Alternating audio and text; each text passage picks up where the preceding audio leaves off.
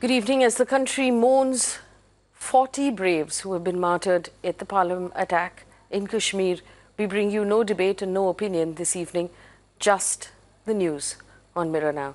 Live visuals coming in right now, where the remains of 40 men have been brought to Delhi, to Pulwama Airport. The Prime Minister, the Chief Minister Arvind Kejriwal and the President of the Congress Party, Rahul Gandhi, have arrived to pay their respects.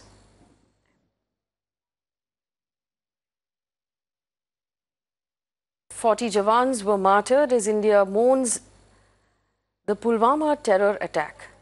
The brave Jawans who lost their lives were laid to rest today. Union Minister Rajnath Singh, Jammu and Kashmir Governor Satyapal Malik, among others, paid tribute to the martyr Jawans killed in the Pulwama attack. After the wreath-laying ceremony, the mortal remains of our CRPF Jawans were brought back to New Delhi. These are the visuals that you're looking at right now from New Delhi. The Prime Minister, the Army Chief, received the mortal remains of our brave martyrs. In fact, earlier today, the Prime Minister chaired a cabinet meeting on security to review and strategize the response for the Pulwama attack. The Finance Minister Arun Jaitley, Home Minister Rajnath Singh, External Affairs Minister Sushma Swaraj and Defence Minister Nirmala Sitharaman were present at that meeting. The agenda of the meeting, it is understood, was to seek a unanimous view on India's future course of action of retaliation. An all-party meeting has also been called by the NDA government to discuss India's course of response to the terror attack on the CRPF convoy. The Prime Minister, who later launched India's first semi-high-speed train, the Vande Bharat Express, which will run between Delhi and Varanasi, said in a public address that the supreme sacrifice of our Jawans will be avenged. The Prime Minister Narendra Modi has also said that Pakistan and the terrorists who perpetrated the attack will pay a heavy price for this dastardly attack. Listen in. हमारे वीर जवानों ने देश की रक्षा में अपने प्राणों की आहुति दी है। उनका बलिदान व्यर्थ नहीं जाएगा।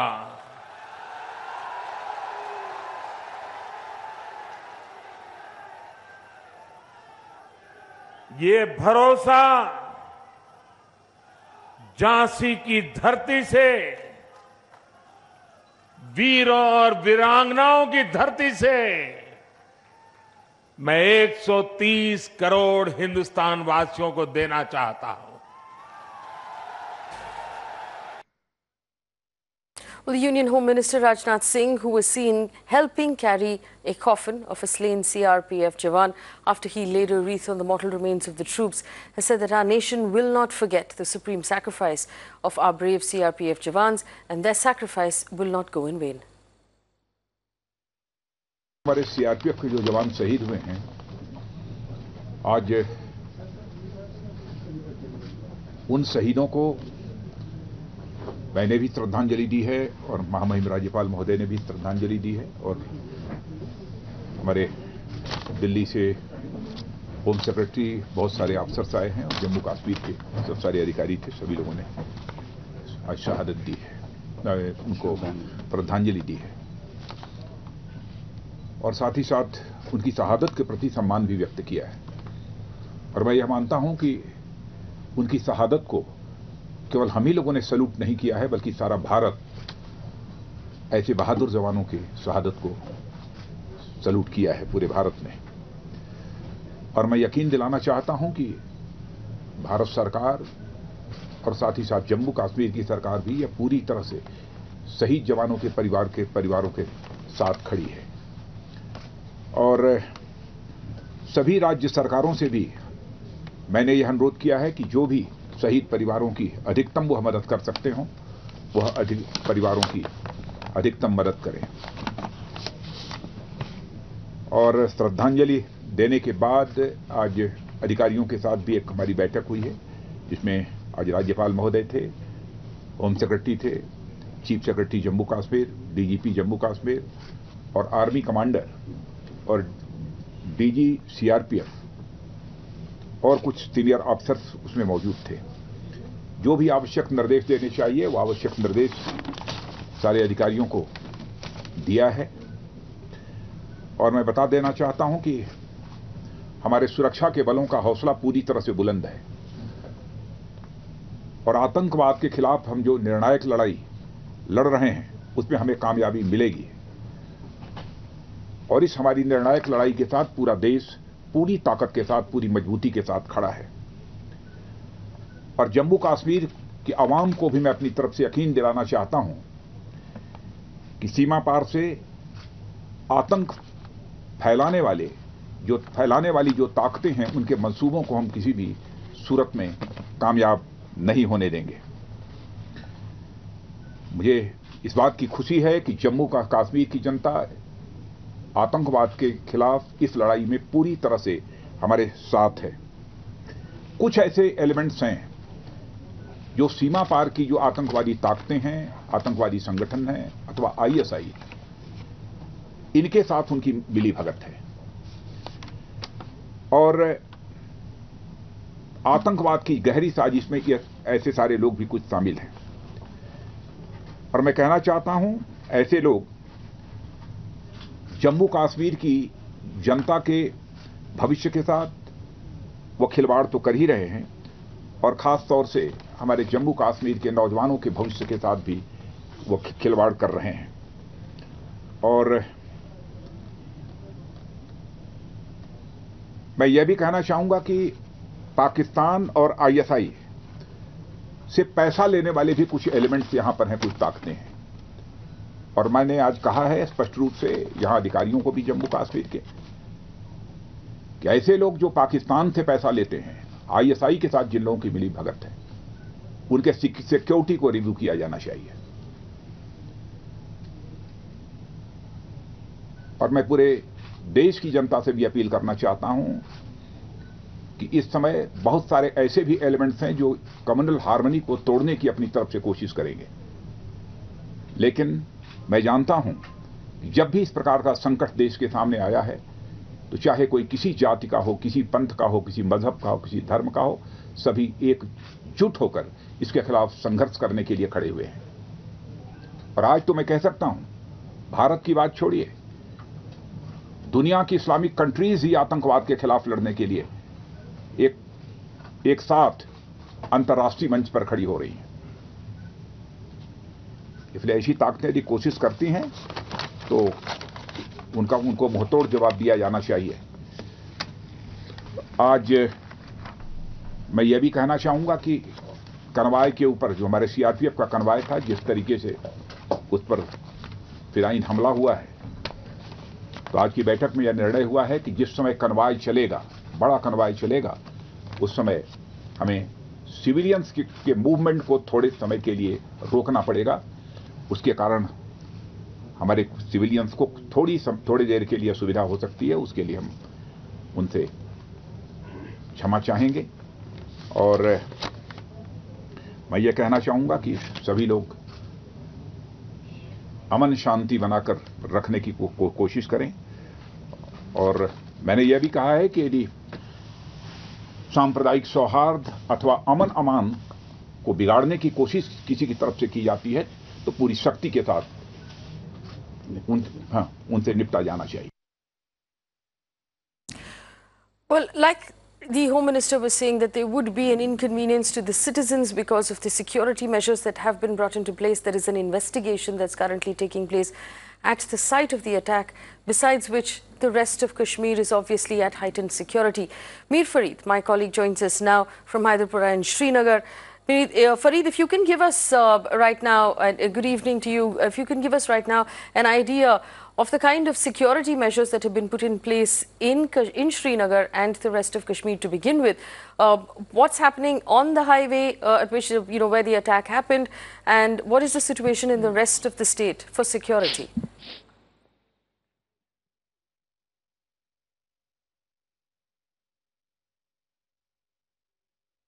Well, Faye, unprecedented security measures that have been initiated after the attack, it has had its effect on the security apparatus here. And it seems that panic buttons were pressed yesterday itself when a lot of security we saw as we moved towards the spot.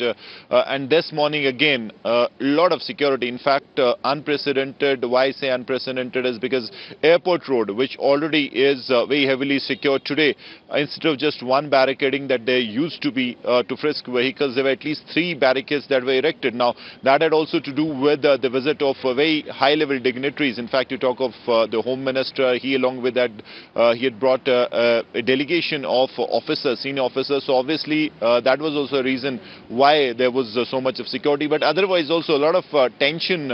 If you talk of the Kashmir Valley, and in fact, through the day today, there was very less civilian movement as well on the streets. So people are also feeling the tension. And then if you have the Home Minister of the country talking about civilian movement being restricted whenever there is a convoy, so obviously people have a reason to worry, because there is a feeling that this attack obviously was perpetrated. We know who did it, but it is the common man who's being punished for this attack, which is absolutely not done. So that is something that the people are feeling right now, because imagine these convoy movements really happen 24/7. You have BSF, Army, CRPF.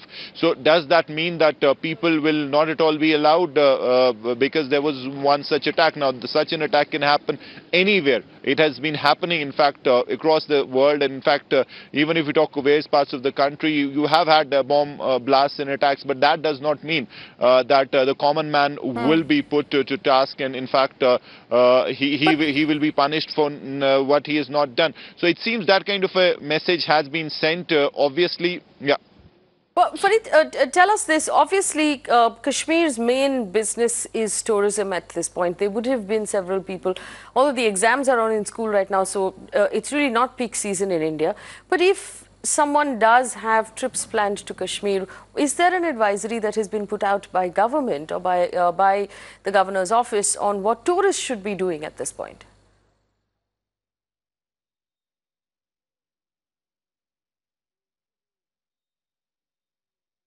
Well, no advisory as far as tourists are concerned. Now, there is also a message in this for a tourist. In fact, yesterday, if you remember, you had put this question to the governor. He said that tourists have absolutely no worries there. They can come, they're free to move around. In fact, we've seen that tourists, even during worst of the situations, have been welcomed by the common man, because he understands that tourism is a mainstay and people here are hospitable. There is no need to really repeat what has been happening, in fact, in the Kashmir Valley as far as guests and tourists are concerned. So tourists, obviously there is no advisory as far as tourists are concerned, but if you look at long-term ramifications of what has happened in Pulwama yesterday, yes, it seems that the government is prepared to go for some long-term measures as far as security forces and their operations in the Kashmir Valley are concerned. Since morning, Faye, we have been hearing even the Prime Minister talking of giving free hand to the security forces. But the fact is that already there is a free hand to the security forces. Had not that been the case, you would not have been seeing so many militants killed across the Kashmir Valley. They were under pressure, and such an attack was expected, though not to the scale or magnitude what we've seen yesterday, but they were expecting that they may try to hit back because their morals are sagging, their cadre is depleting, so they needed to do something to ensure that they show their presence.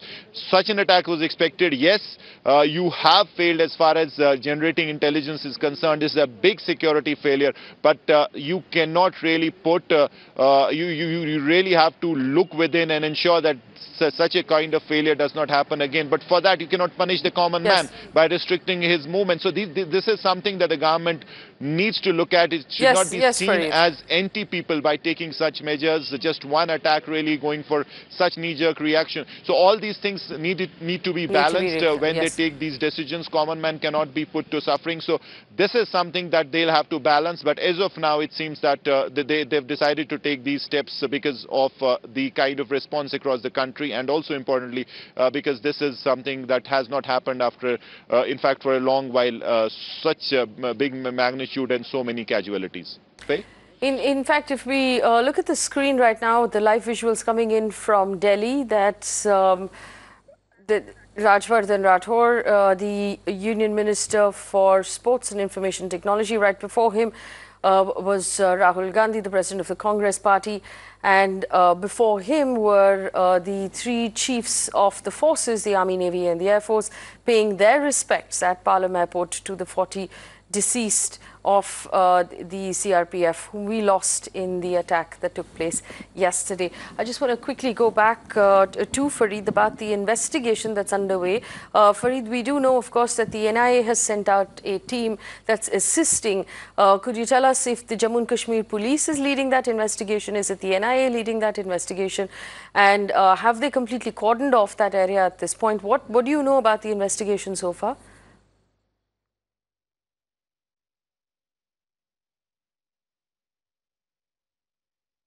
Well, Faye, this is a multi-agency effort now. It's not just restricted to the local police or the local security agencies. As you rightly said, the NIA is into it now because for them it is a terror attack, and if this happens in any part of the country, NIA does make it a point that they do go there and take up the investigations. Now, in this case, they were on the spot. They did try to collect whatever evidence they could, and not only NIA, you talk of Central Research Laboratory Team, which is highly specialized and have all the right tools to really be part of such an investigation. They were there on the spot. Again, they tried to collect whatever they could from the spot. Though, as far as this case is concerned, there are many things that are wide open. It's not a closed or a blind case. You have the Jaish who have claimed responsibility. We also know how they did it through a car bombing, a suicide car bomber. We also know the person who did it. So there are certain aspects of this case that are wide open. They do not need rocket science to figure out, but you have to go through the procedure, the right procedure as far as these investigations are concerned. There is a laid procedure, and the agencies are following it. It is a multi-agency effort, as I said, because this really involves everyone now. Considering that this is massive, this has been an unprecedented kind of an attack, biggest in the history of CRPF, and it has shaken one and in fact everyone across the country. So obviously the response has been big as far as security agencies are concerned. These teams will keep visiting Kashmir whenever they want, and as I said, now it's a multi-agency investigation, so all of them will pitch in and try to ensure that no angle is left untouched. Obviously, a lot of homework now needs to be done by the security agencies, because as we have been saying, this is a massive security lapse. It is not possible that the kind of intelligence network and robust grid that they have, that they missed such a big attack, and they had absolutely no idea about it. Now, obviously, they say that they had certain inputs, but they did not. It seems there has been complacency at some point, at some level, and that has led to this extreme intelligence failure. Very quick question, Fareed. Obviously, we also saw the input that came in yesterday. There was a warning that there might be such further attacks that would suggest that the intelligence has reason to believe that there may be other explosives that have been hoarded in some parts of the valley. Have you received any information about progress that might have been made in that area? Have they discovered other explosives? Are there searches going on in other parts of the valley?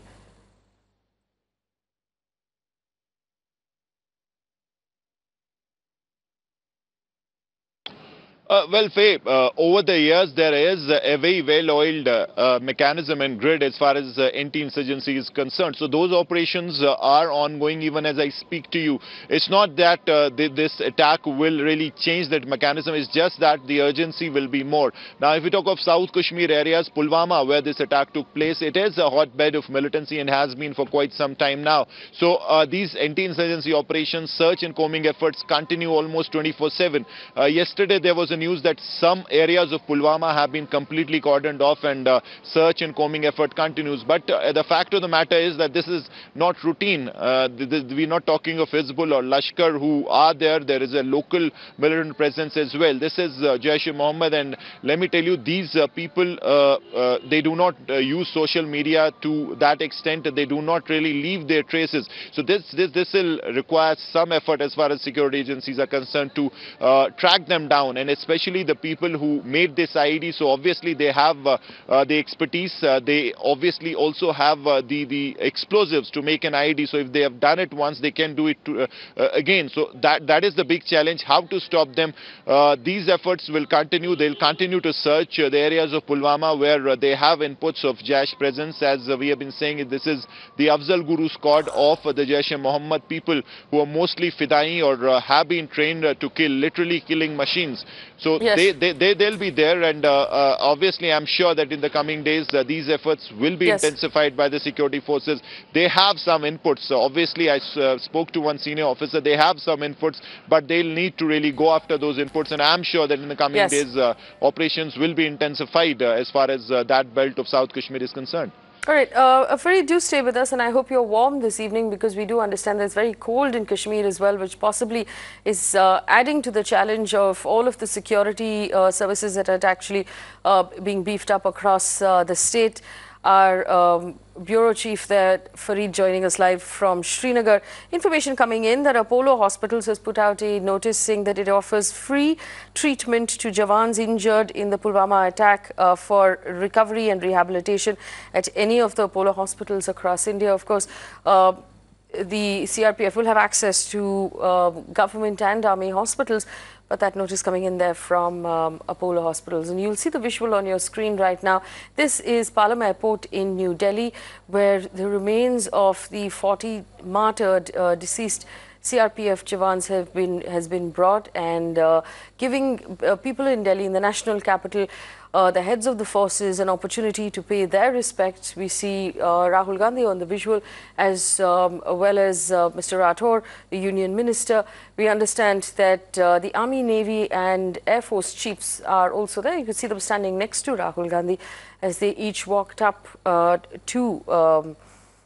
as they each walked up to those coffins to lay a wreath and pay their respects. We believe that the presence of the Prime Minister is awaited at this point, and from the visual you can see on your screen, that does look like security or the SPG, which is the Special Protection Group for the Prime Minister. It's possible the Prime Minister is about to arrive as well, and those are live visuals that you can see on your screen. The Prime Minister will also pay his respects. Also await, I believe that's Arvind Kejriwal, the Chief Minister of New Delhi, who has arrived in his signature sweater, and he'll pay his respects at this point. Arvind Kejriwal arriving at Pulwama Airport, Chief Minister of New Delhi, to pay his respects to those 40 coffins. The visual actually coming in through the day, as first these coffins were assembled in this somber manner in Kashmir, where the Home Minister, Mr. Rajnath Singh, paid his respects, and also at one point lent his shoulder to carrying one of the coffins for a short distance, and perhaps giving it the respect really that it deserves by carrying the coffin. Rajnath Singh putting himself as a grieving, sort of placing himself as a grieving family member really for that Jawan. But this visual of 40 coffins, 40 dead men, is perhaps a visual that a lot of these politicians will remember. A lot of the Indians across the country who are looking at this visual right now are not going to forget it very soon. But the family that have lost their loved ones will never forget this day.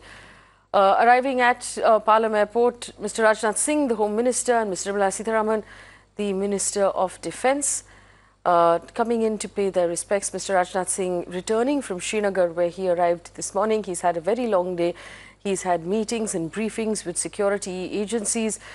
He's spoken with the press. He's reassured the press. He's met, with representatives and the leads of the CRPF as well. He now arrives in Delhi to pay his respects again, showing really that this is the most important thing as far as the government is concerned, and it perhaps is in the corridors of power right now in New Delhi the most important thing. It's something that preoccupies the minds of everyone there. The Home Minister Rajnath Singh paying his respects again.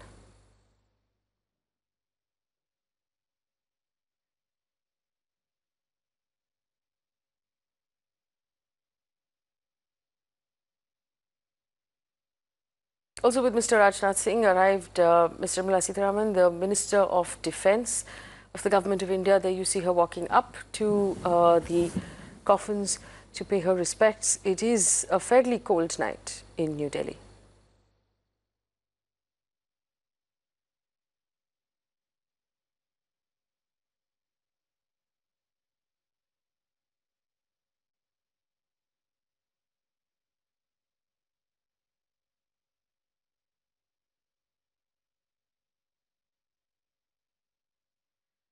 Nirmala Sitharaman, the Minister of Defence. Well, our reporters across the country have actually been to the villages which are now awaiting the remains of their loved ones. These 40 Jawans came from different parts of the country, from Tamil Nadu to Uttar Pradesh and Bengal. And now those families have heard that their loved one, who was just on leave and was returning to duty, will not come back alive. Martyr Amit from Shamli district of Uttar Pradesh is the youngest Jawan who was killed in yesterday's attack. Amit only joined the CRPF in 2017 and was 22 years old yesterday when he lost his life. My colleague Ayushman is actually standing by. He visited Amit's family today. Ayushman, obviously this would be a terrible and a sad loss for that family. A 22-year-old young man with the promise of his whole life ahead of him. What conversation did you have with the family, Ayushman? Well, the family members were not exactly ready to talk, but the kind of sorrow that they are facing right now was unexpected. It was very difficult to talk to them, but what they said in one line was, till what time will the army and the security forces of this country will keep paying these prices? At the same time, when we were talking to the friends of Amit, they said 2 days before, like on 12th, he joined the CRPF. 92, he was from 92 battalion.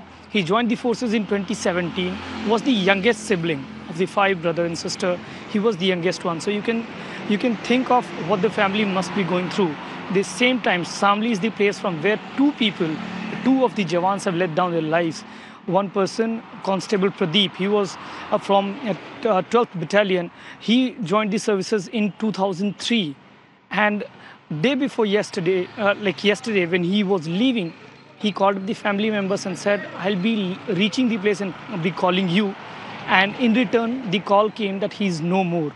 So the families are grief-struck. They are demanding one answer from the government as to when will be the time that the security forces will be paying up these prices. And it is very difficult for people like us to go and to talk to the families, because ultimately they seek an answer which the government has to give sooner or later. And Ayushman, when you did, of course, visit the family, you were there. You said he was the youngest of 5 siblings. You perhaps also, from what I understand, walked around the village, met other people who might have known him. When are they expecting the remains to arrive? And is the entire village in mourning right now?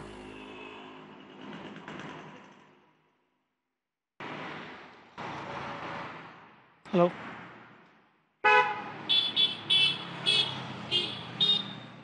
Ayushman, did you... we seem to have lost that connection with Ayushman. We'll come back to him when we do get him. Visuals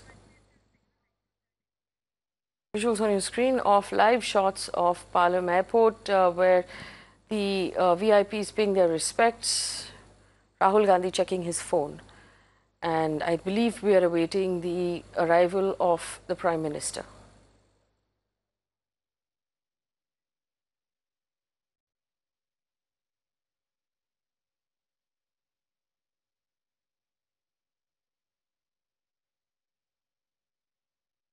Well, Nasir Ahmed, another CRPF Jawan who died in the terror attack, was from Rajouri. Nasir's family is in mourning and in a state of complete shock. Nasir's family stays in a far-flung village called Durdasan Bala in Rajouri. While coping with their personal loss, Nasir's family has said that they were also distressed by the fact that soldiers were dying almost every day in Kashmir.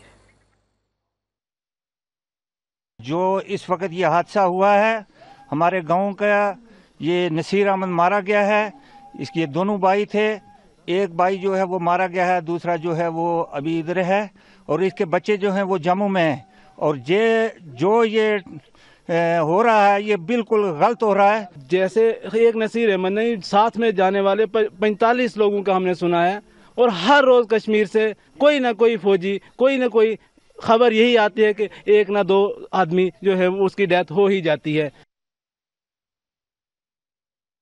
In fact, Fareed is back live with us, and Fareed, you're familiar with the story of Nasir, who was lost yesterday, and his family, who's not just in a state of shock, but also feels that every day there is news of someone being alive being lost, a life of a defense officer or a Jawan being lost in Kashmir, and that is the most unfortunate thing. The numbers of these losses have actually climbed over the last couple of years. Is this currently the emotion running across the locals in Kashmir? There is just too much death, too much destruction.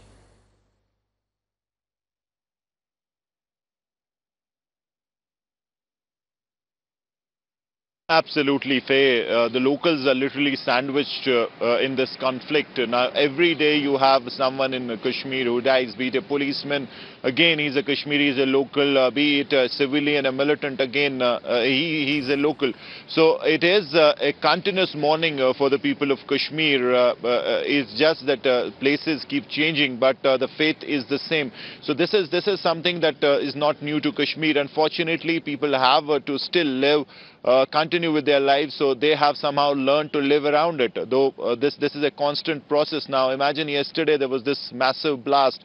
There could have been a case where anyone could have also got trapped in this. There's a lot of vehicular movements.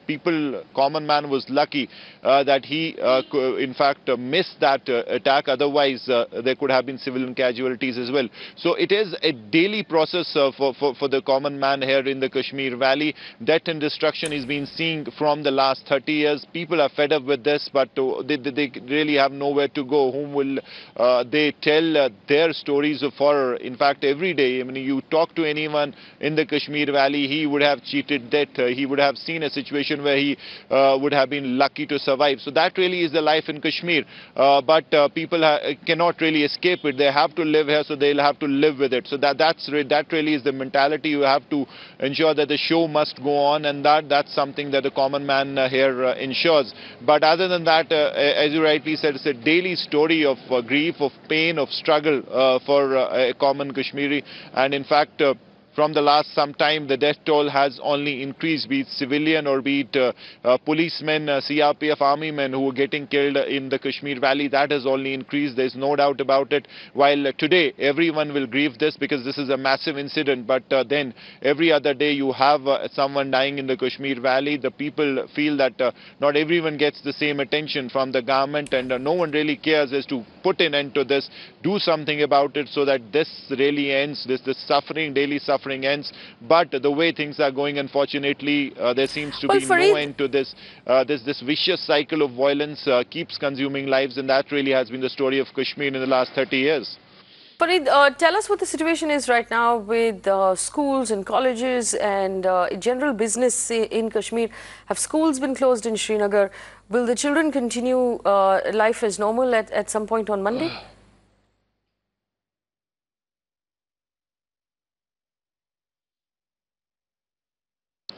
Well, Faye, as of now, since it's winter vacations, so schools are shut. They'll open in the first week of March. But other than that, you have routine daily life that continues. I mean, it's a stop and start life for Kashmiris, because every other day there's something that brings life to a grinding halt. Either it's a curfew, or you have a firing incident, or there is shutdown called by the separatists. So it's literally become a routine, a part of life for the common man to see this struggle and somehow continue his life.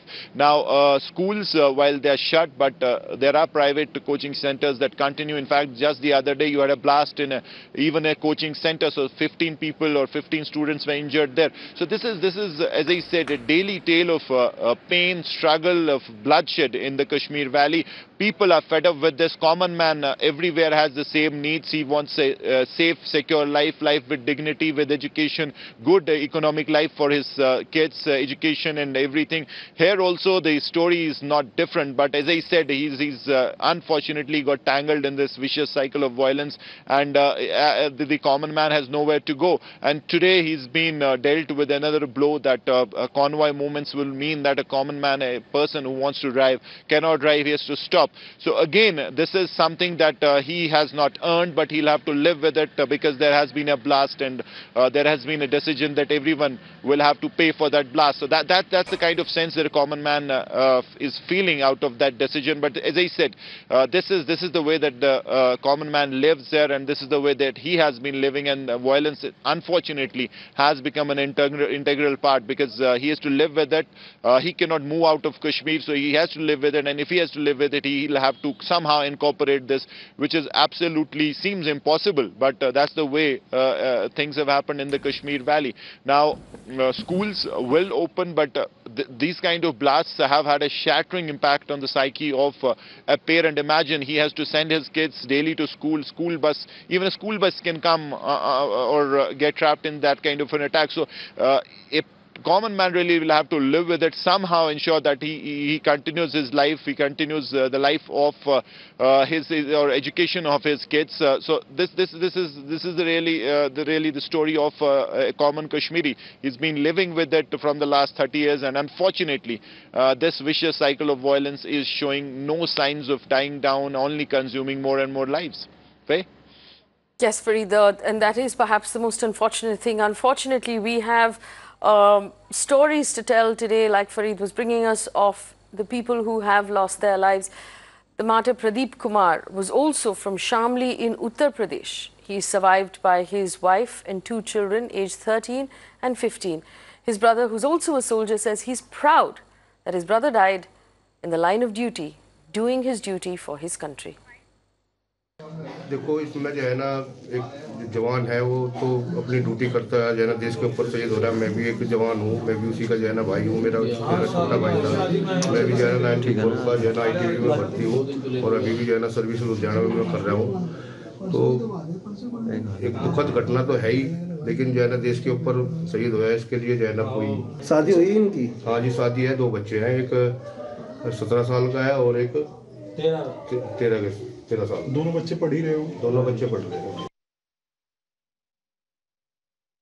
That's the Prime Minister Narendra Modi, who's arrived now at Pulwama Airport. This was the presence that was awaited this entire time. We saw the rest of the ministers and the heads of the forces, after they paid their respects, waiting there for the Prime Minister. The Prime Minister has now arrived.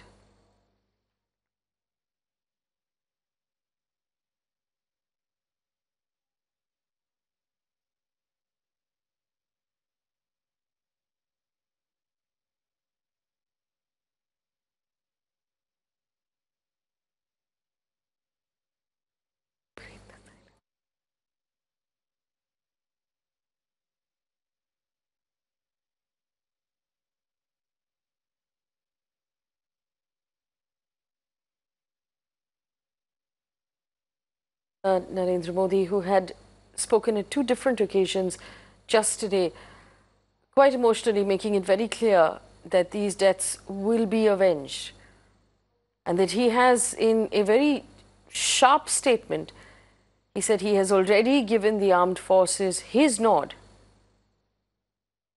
to take whatever retaliatory action, the appropriate action that will be necessary.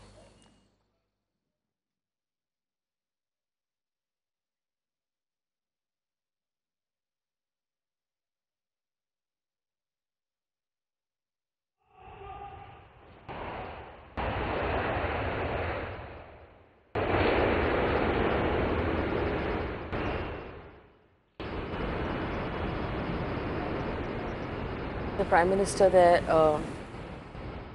paying his respects as we will hear the bugles that will prepare now.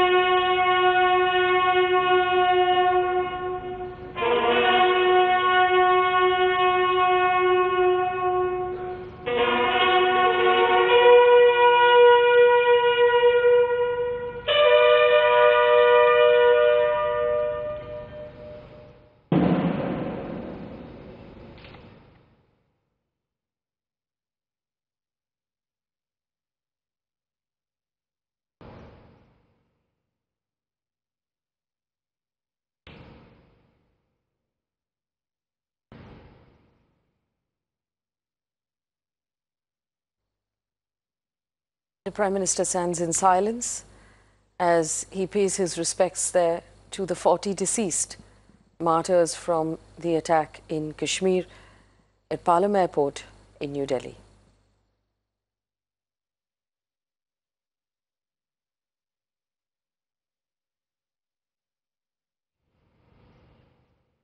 The Prime Minister joins the dignitaries of the Home Minister, Mr. Rajnath Singh, Defence Minister, Mr. Nirmala Sitharaman, Minister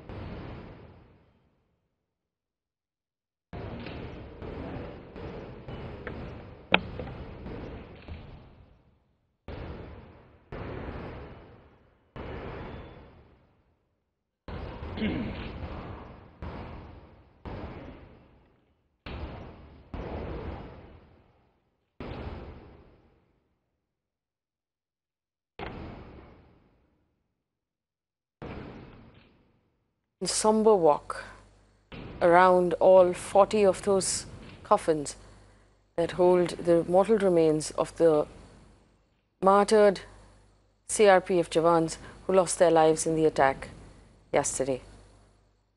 Most of these Jawans were from across the country, from West Bengal to Tamil Nadu,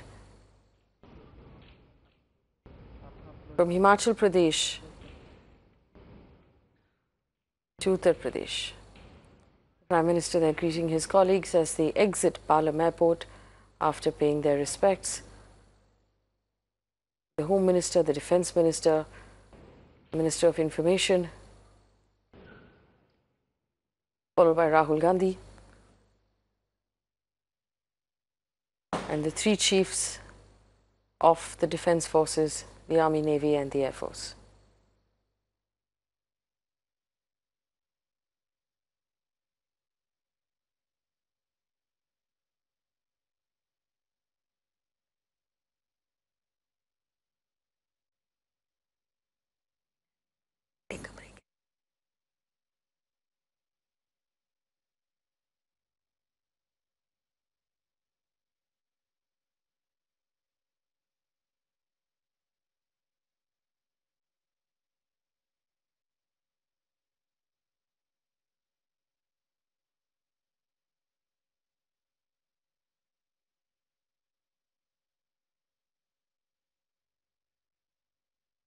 As the Prime Minister leaves Palam Airport, I'm going to cut across back to Srinagar, where my colleague Fareed is still live.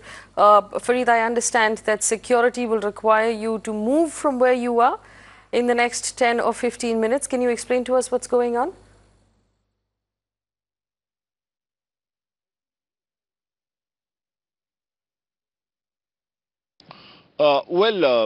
It's a routine security drill that continues in the Kashmir Valley, and as I said, since yesterday it has only increased amid the Haidarpura crossing, and here they have put out barricades, and the checking of vehicles and frisking has started. So this is a continuous process that the people go through, but obviously since yesterday it has only been enhanced. But Faye, what has really been shocking today is what has happened in Jammu.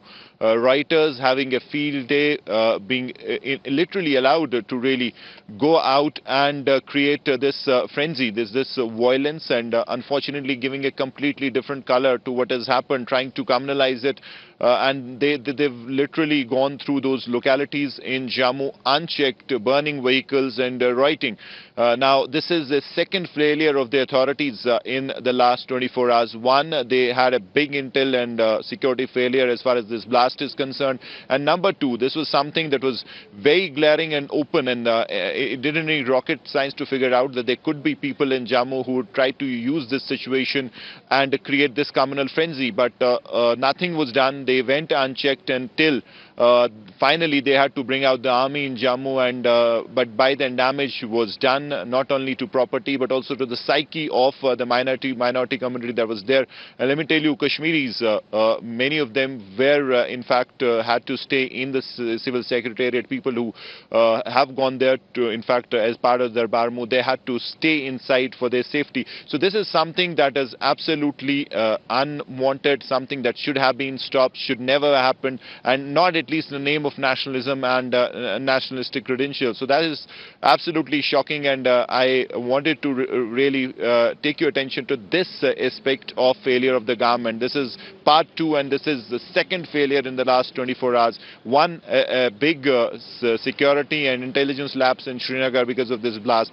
And number 2, what has happened in Jammu is absolutely shocking and should never have happened, because that really has given a completely different dimension to what should have been an incident which was condemned by one and all across caste, creed and religion. But unfortunately, there are still people who are the real anti-nationals who want to give it a completely different twist and turn, possibly for petty political gains. Back to you.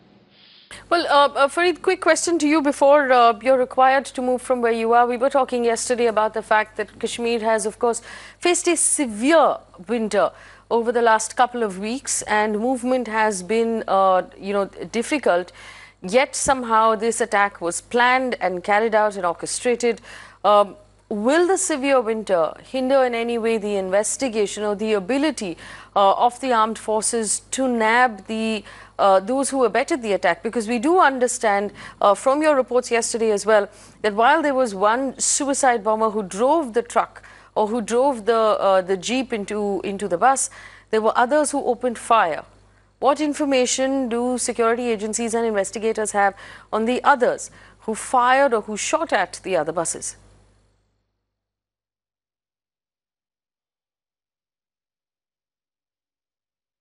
Well, Faye, the security agencies later on clarified that it was just a suicide bomber attack and there was no support other than the attacker himself. There was no one around. Though initially we were told that there was standoff fire incident which could have been a kind of a cover given to the suicide bomber by his accomplices who may have been lurking around, and they've also fired a few rounds at the bus. But now we've been told that that was not the case. It was only the suicide bomber with a vehicle full of explosives who rammed his vehicle with the convoy. But as far as your question on the winter and the extreme winter is concerned, absolutely it will not hamper the security force operations, because they have been doing operations in winters for the last 30 years. In fact, just if you look at the last couple of months of extreme winters, you'll find non-stop operations against the militants. Hundreds of them have been killed across the outfits, be it Lashkar, Hizbul, even Jaish have been killed. In fact, previously the security forces did say that Farid, they managed do to the stop security certain forces attacks where the Jaish was planning some big attacks, but their cadre was neutralized.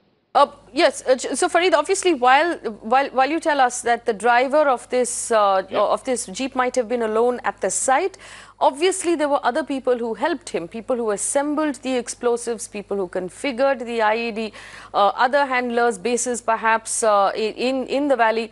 What information or do the security services know what they're looking for at this point? Do we have any information on that?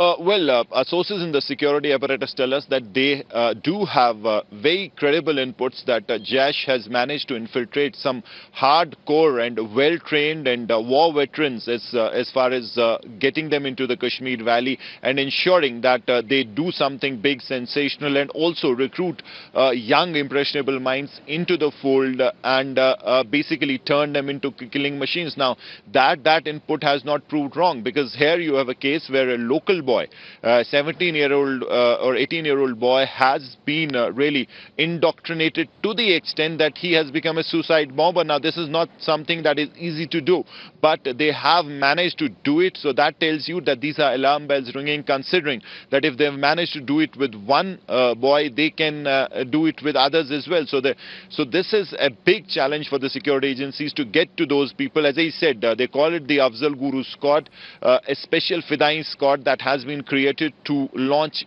big impact attacks like the one happened yesterday.